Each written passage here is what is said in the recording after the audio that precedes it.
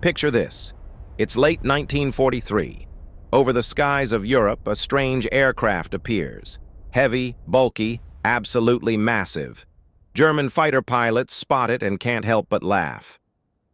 "The Americans are flying barrels," one German ace radios to his wingman. What are they thinking? That's not a fighter, that's a freight train with wings. But within months, those same pilots would say something very different. Radio intercepts captured their changed tune. "If that thing gets on your tail, you're already dead. Don't try to run, don't try to turn with it, just pray." This is the story of the P-47 Thunderbolt, a fighter plane that started as a laughingstock and became one of the most feared aircraft of World War II. A machine that German pilots mocked until its .850 caliber machine guns rained lead down on them.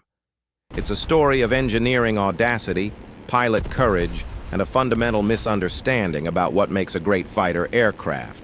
Because the P-47 wasn't designed to win beauty contests. It was designed to survive, to hit hard, and to keep flying when everything else would fall from the sky. Let's dive into how the underdog became the predator. To understand the Thunderbolt, we need to go back to 1940. War was raging across Europe. The German Luftwaffe dominated the skies with sleek, nimble fighters like the Messerschmitt Bf 109 and the new Focke-Wulf FW 190.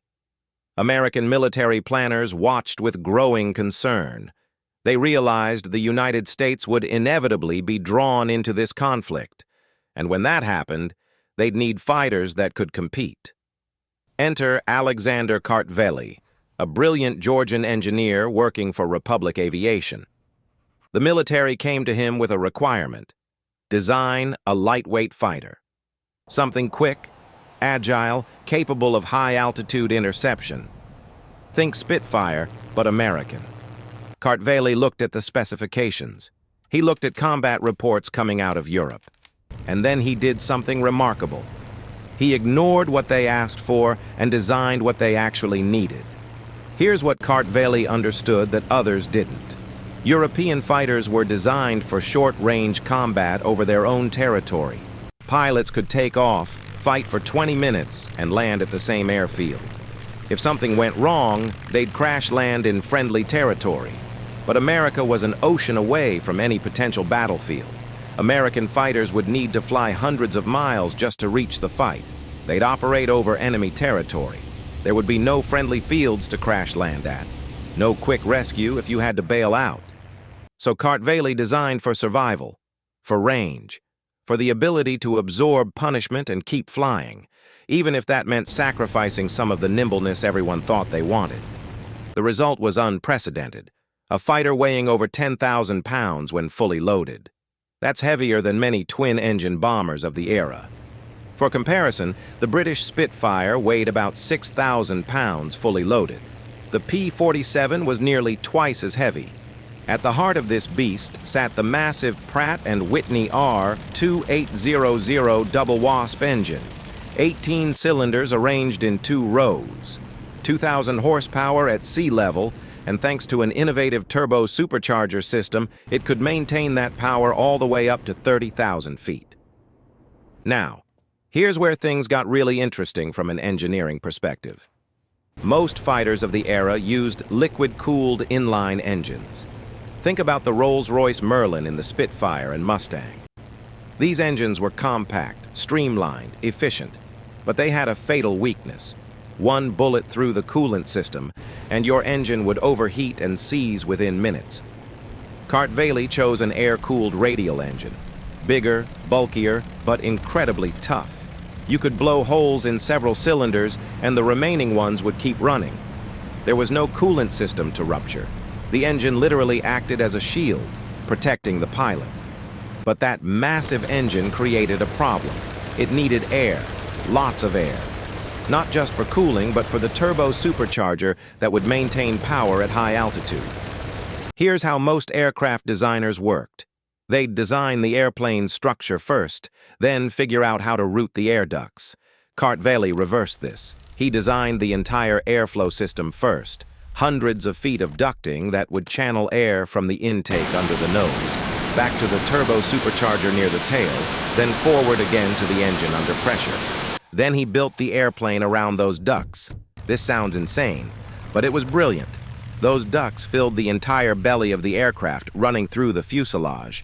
And years later, after several P-47s made emergency crash landings, pilots realized something remarkable. Those ducts acted as a safety cushion. They absorbed impact, protecting the pilot during belly landings. A lot of people said it landed better on its belly than it did on wheels, recalled Mac McWhorter of the 365th Fighter Group. It was an ideal belly landing plane. The engine also created another problem: ground clearance for the propeller.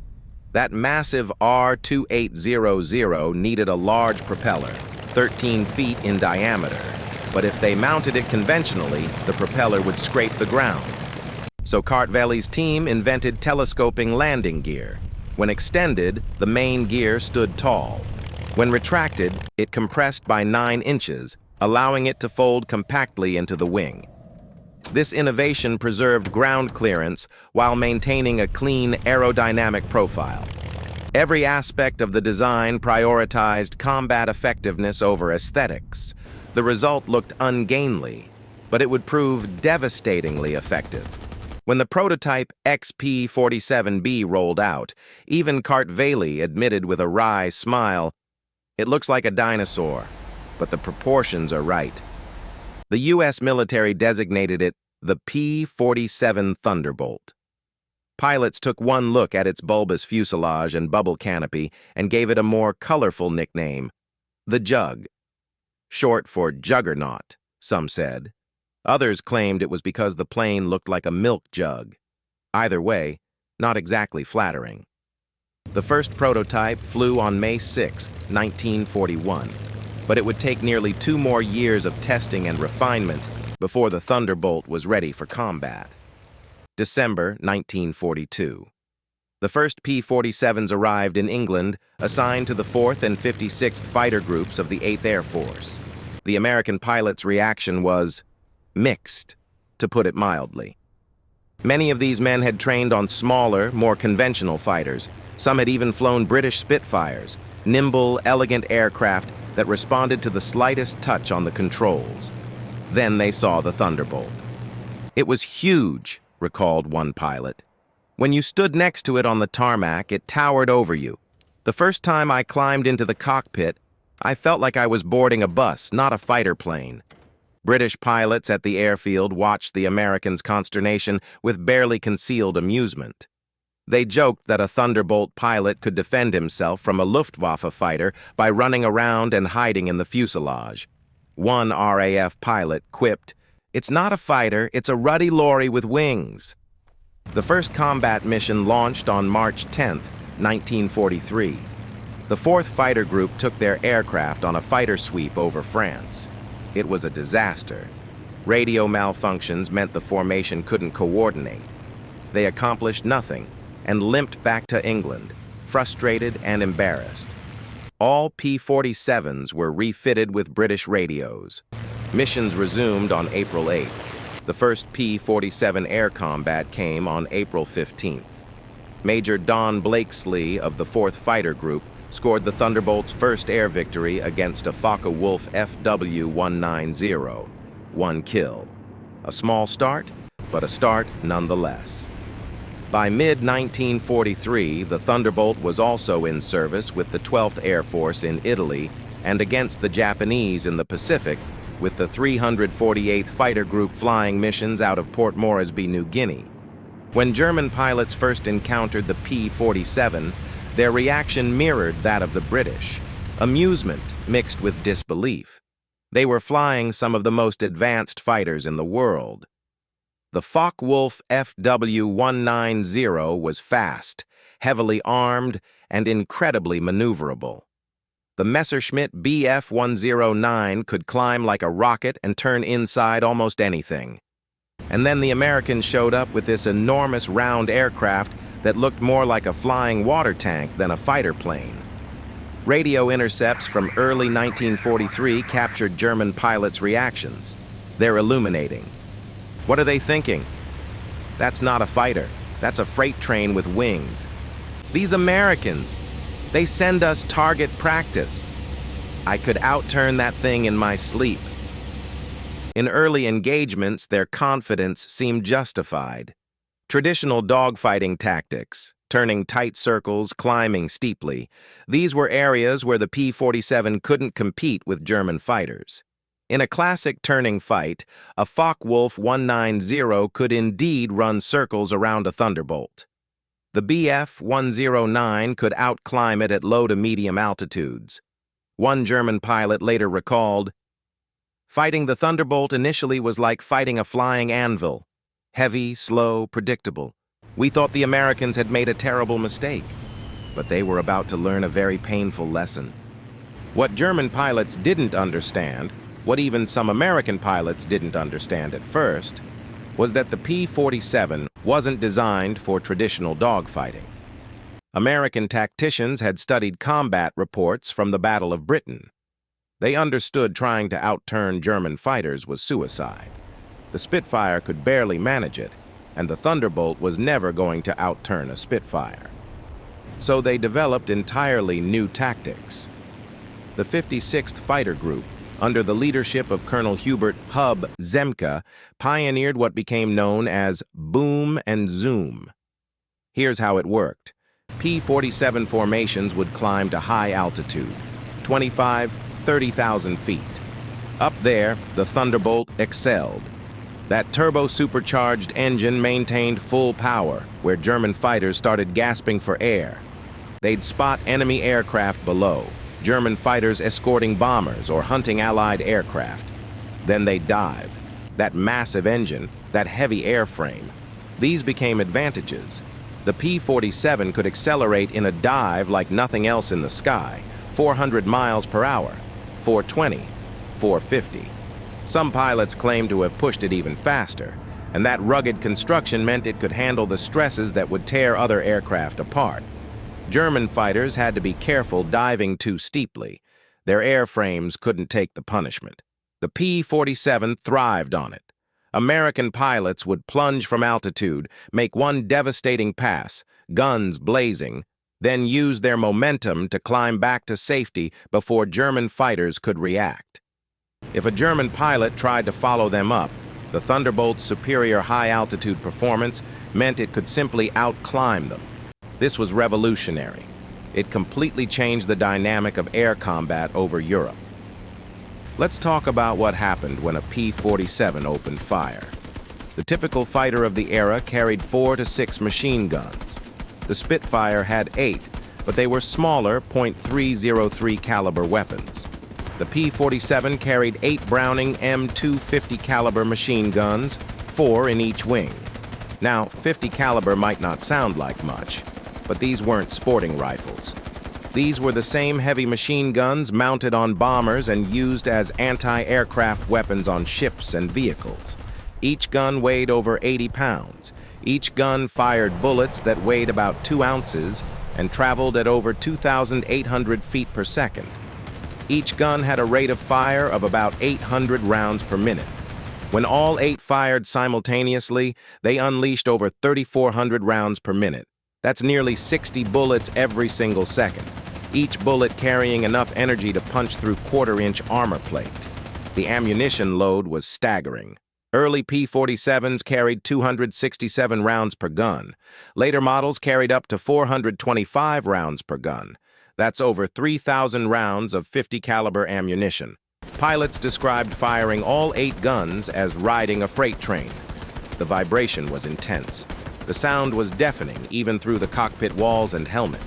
The entire aircraft shuddered, and the effect on target was catastrophic.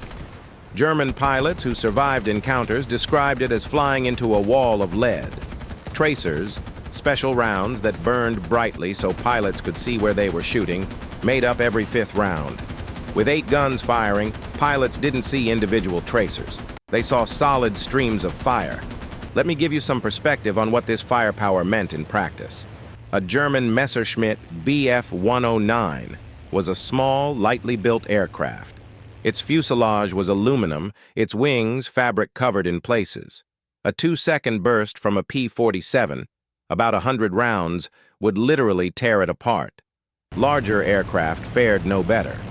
The Messerschmitt Bf 110, a twin-engine heavy fighter, was considered tough. P-47 pilots would hit them with 3 or 4-second bursts and watch them disintegrate. One Luftwaffe ace later wrote in his memoirs, "You don't see individual bullets.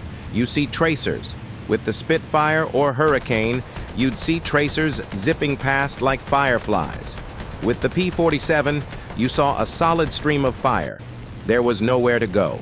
If they got a good burst into you, you were finished." The psychological impact was immense. German pilots learned to fear that distinctive sound, 8 Brownings firing in unison.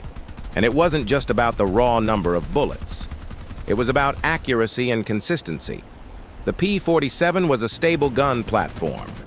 That heavy airframe absorbed recoil that would throw lighter fighters off target. Pilots could hold the trigger down and keep the guns on target. The guns themselves were meticulously installed. Republic Aviation designed special mounting brackets that allowed rapid installation and removal for maintenance. But more importantly, they were harmonized, aligned so that all 8 streams of fire converged at a specific point. Most fighters harmonized their guns to converge at about 300 yards. Inside that range, you might hit with only a few guns. Beyond it, the bullets would spread out. Republic engineers harmonized the P-47's guns to converge at 700 yards. That gave pilots a massive, effective range. They could start hitting targets from distances where enemy fighters couldn't effectively return fire. And the ammunition types were carefully selected. Armor-piercing rounds to penetrate armored targets. Armor-piercing incendiary rounds that would not only penetrate, but start fires. Tracer rounds for aiming. Each gun belt was loaded with a specific sequence, optimized for different targets. Against lightly armored aircraft, which was most fighters, the armor-piercing rounds would punch straight through. Against fuel tanks, the incendiary rounds were devastating. Aviation fuel would ignite, and the aircraft would become a fireball. German pilots gradually learned there was no good way to attack a P-47. Coming from the front meant flying directly into 850 caliber guns. Coming from behind meant entering the kill zone. Even attacking from above or below, if the P-47 pilot saw you coming, those guns could track remarkably fast. The tactical advantage was enormous. A P-47 pilot didn't need to be a perfect marksman. They just needed to get close enough and pull the trigger. The sheer volume of fire would do the rest. This was the American approach to fighter design taken to its logical extreme. Don't rely on finesse. Rely on overwhelming firepower and durability. June 26, 1943. The date is etched in P-47 history. Second Lieutenant Robert Johnson of the 56th Fighter Group was escorting B-17 bombers returning from a raid over France. 24 years old, talented pilot, already showing signs of becoming one of America's top aces. The formation was jumped by German fighters near the French coast, Focke-Wulf 190s, diving out of the sun. A classic ambush. Johnson's P-47 was hit almost immediately. Cannon shells from an FW-190 tore into his aircraft. One round exploded against his cockpit canopy, shattering the bulletproof glass and showering him with fragments. He was cut badly across the face and temporarily blinded by blood. More rounds hammered into the fuselage. The hydraulic system was destroyed. Flight controls were damaged. One propeller blade had a hole you could stick your fist through, causing the entire engine to vibrate violently. The attacking FW-190 stayed with him. The German pilot, probably Oberleutnant Egon Mayer, one of the Luftwaffe's top aces, was determined to finish him off. More cannon rounds struck home. Johnson's survival instincts took over. He tried desperately to jettison the canopy to bail out. It wouldn't move. The framework was too damaged.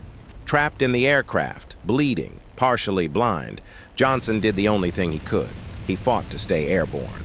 The German pilot made repeated passes. Each time, more hits. The tail looked like Swiss cheese, literally dozens of holes. The fuselage was shredded. Fuel was leaking. Johnson somehow managed to keep flying toward England. He couldn't climb. He couldn't maneuver well. He just pointed the nose toward home and nursed the throttle, praying the engine wouldn't quit. Mayer followed him all the way to the English Channel. Out of ammunition, the German pilot pulled alongside Johnson's crippled Thunderbolt. The two men made eye contact. Mayer saluted, a gesture of respect for a courageous enemy, then peeled away. Johnson crossed the channel at wave-top height. The engine was overheating. Oil pressure was dropping. The vibration from the damaged propeller was getting worse. He made it to his base at Manston. The tower cleared him for an emergency landing. Johnson brought the P-47 in with no hydraulics, no flaps. The landing gear came down but wouldn't lock. He touched down anyway. The gear partially collapsed and slid to a stop in a shower of sparks.